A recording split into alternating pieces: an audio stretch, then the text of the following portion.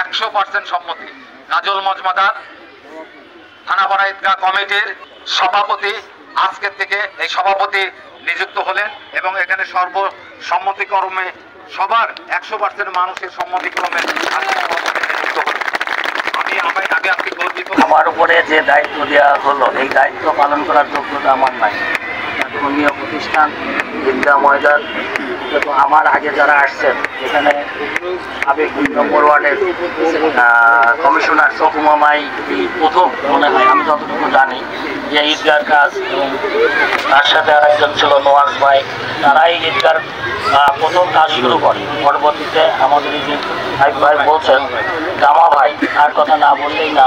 থানাপাড়ায় সে সব প্রত্যেকের খুব প্রিয় আমাদের বড় ভাই ছিলেন, পছন্দের মানুষ ছিলেন। সে অনেক উন্নয়নমূলক কাজ করে গেছেন।